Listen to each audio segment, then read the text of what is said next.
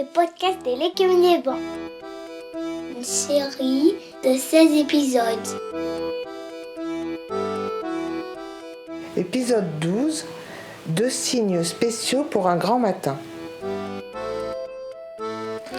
À l'époque, la date précise du grand jour-dit ayant été signalée longtemps auparavant par les oiseaux et les nuages à tous les êtres vivants du territoire de l'écume des vents, tout le monde avait tenu le compte à rebours des jours, avait participé à sa façon aux préparatifs et était arrivé sur le site de la Pointe du Raz dans les temps. Quelle qu'ait été la façon de mesurer le temps à l'époque, ce grand jour-dit pouvait tomber n'importe quel jour de la lunaison, du calendrier des étoiles ou du cycle végétal et son dit final qui a inspiré les noms de nos jours de la semaine actuelle. À l'époque, donc, 2 signes spéciaux lançaient ce grand jour-dit.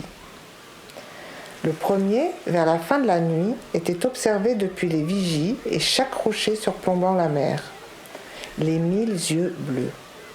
C'était le moment rare où l'océan s'illuminait brusquement d'un magnifique bleu électrique qui durait, palpitant.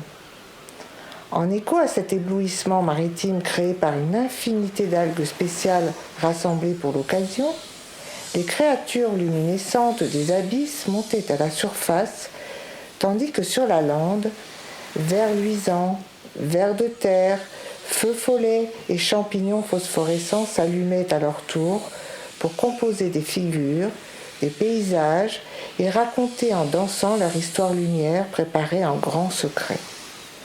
Ce moment hypnotisant, tout le monde l'attendait pour sa beauté unique au monde, plus fascinante qu'un feu d'artifice, un feu de joie et une aurore boréale réunis.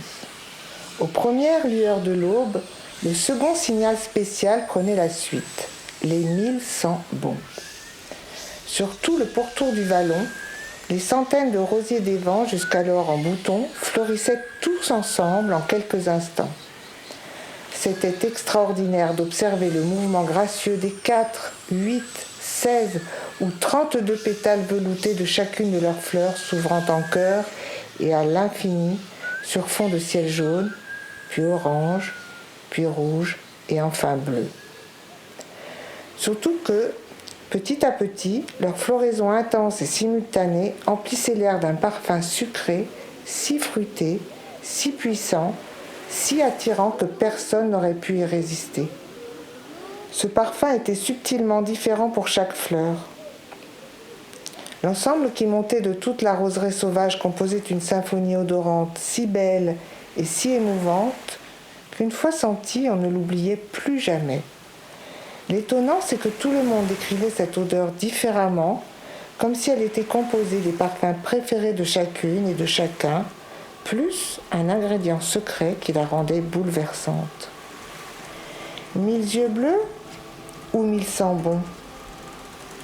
Si tout le monde pouvait assister aux deux, l'un après l'autre, certains enfants campaient toute la nuit dans le vallon pour être sûrs de ne pas rater l'incroyable floraison, tandis que d'autres restaient à fixer l'eau de mer lumineuse jusqu'à ses derniers scintillements bleus.